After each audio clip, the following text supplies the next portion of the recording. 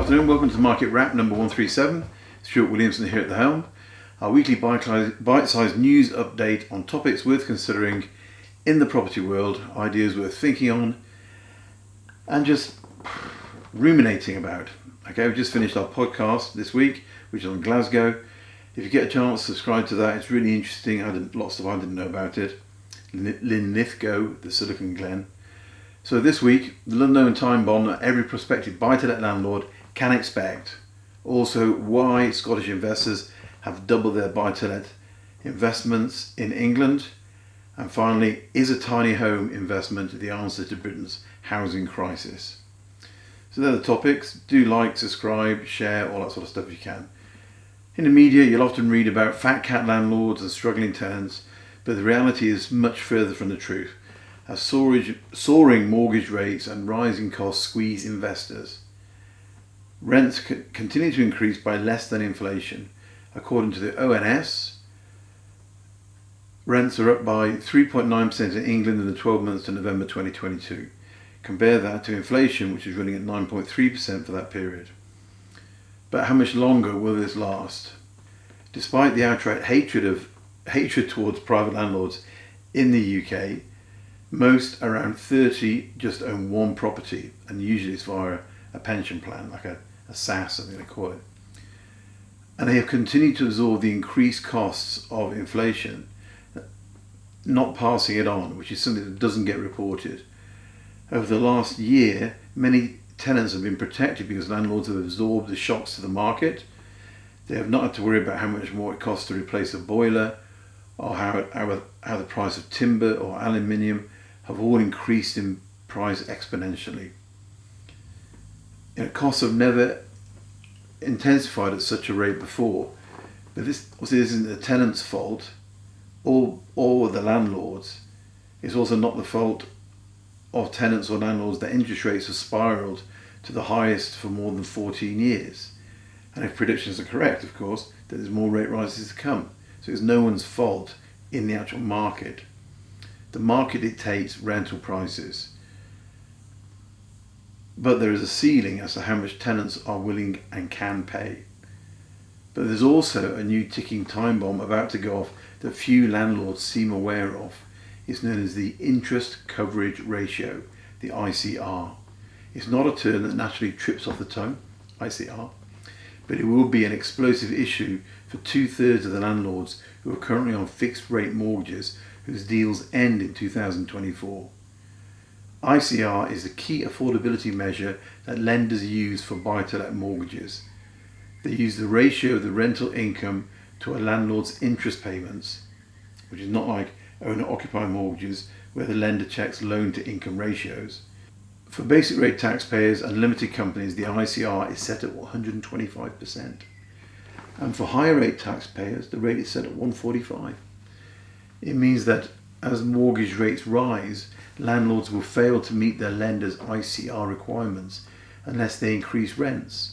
Now, unless a borrower can meet these criteria, they will not be able to secure a new deal. In fact, if the property's ICR falls below 110%, it will mean that the rental income does not cover the property's outgoings and will in fact make it unmanageable. And for that matter, then unmortgageable. The situation is even more grim when landlords factor in the additional tax they have to pay themselves. Higher interest rates, tax, it's all coming together. Since the introduction of Section 24, landlords are no longer able to offset the cost of borrowing. Instead, they receive a 20% tax credit, so Myers has gone. With frozen tax thresholds, this will drag increasing numbers of investors into higher tax brackets. And they will then have to meet the 145% ICR.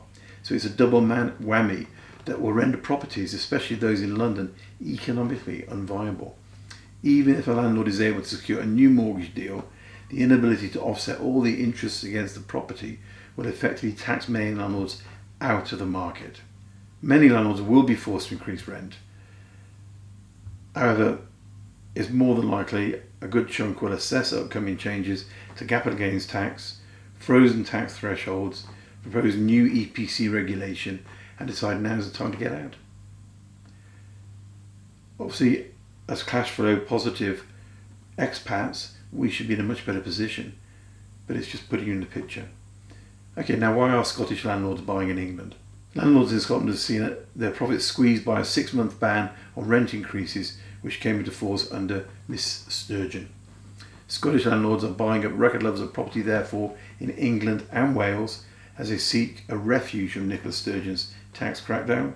The proportion of Scottish investors buying properties in other parts of Britain has more than doubled since 2019, from 2.5% to 5.3% this year, according to Hamptons. Scottish landlords, if you can call them that, purchases in England and Wales are now at the highest level since records began.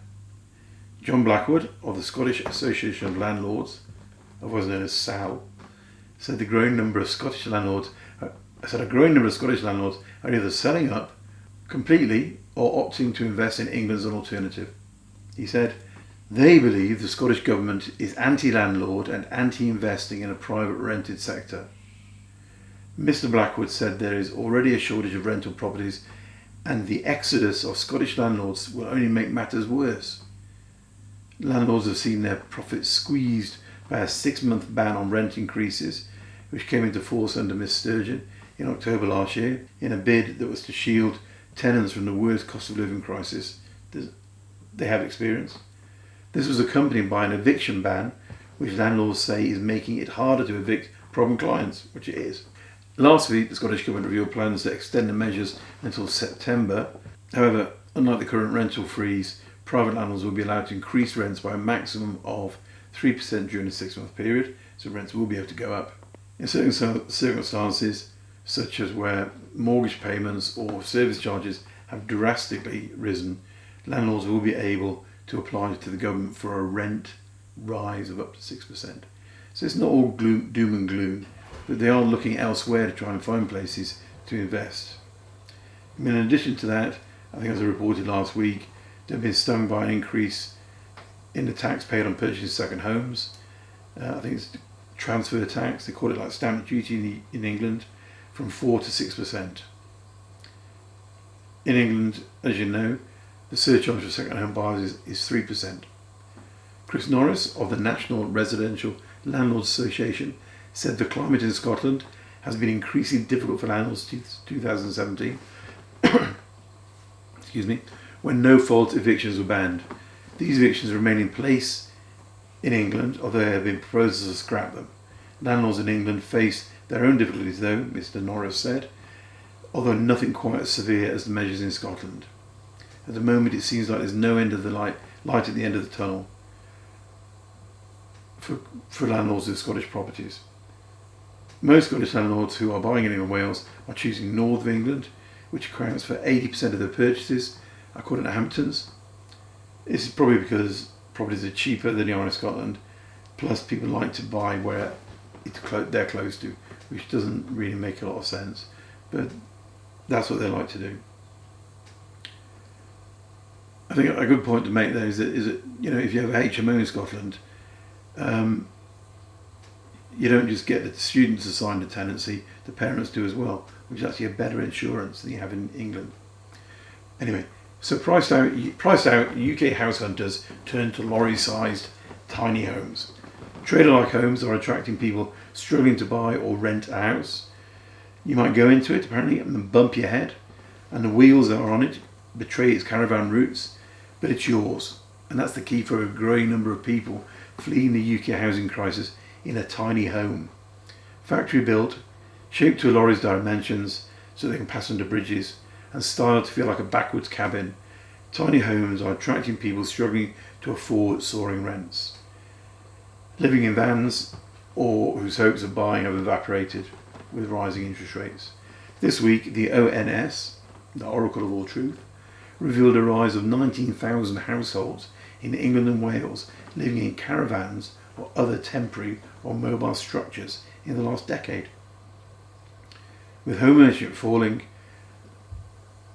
ongoing, I think since Margaret Thatcher's time, but more presently since 2001, the number of households renting has more than doubled in the UK, specifically England. The figures there.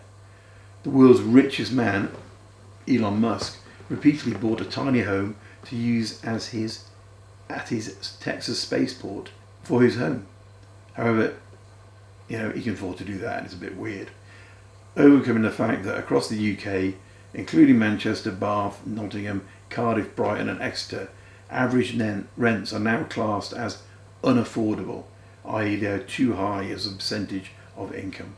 So some examples are, there's a scheme underway to build 15 tiny houses in a former council site in Bristol. Startup companies offering to deliver homes there from between 30 and 100,000 depending on the finish. Cornwall Council has installed 15 solo house units in Truro as a move-on housing alternative for some of the 730 households in the county currently in temporary or emergency accommodation. But it's not by no means a cure-all for that affordability crisis. The emergence of tiny house experiments nevertheless probes at several of the root causes in the UK property market, including the inflexibility of planning laws, the cost of land, and basic affordability. A tiny house company spokesperson, there is a company called Tiny House, explained, "Tiny house life has the hallmarks of the social movement, living simply, consuming less, and being more connected to nature are all intrinsic values. Tiny houses today can be defined as architecturally relevant houses less than 400 square feet that are built off-site, not connected to the ground, with foundations that are movable." That's a quote.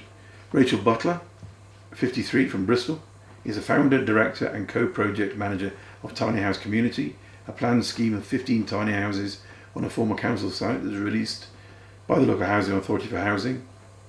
She had been paying £1,500 a month for private rent for herself and her daughter, and recently came close to homelessness because it was so hard to find an affordable property. They're trying to build houses there at less than £2,000 per square metre, partly by recycling from construction sites, and rents will range from £350 to £500 a month. Some are available for shared ownership.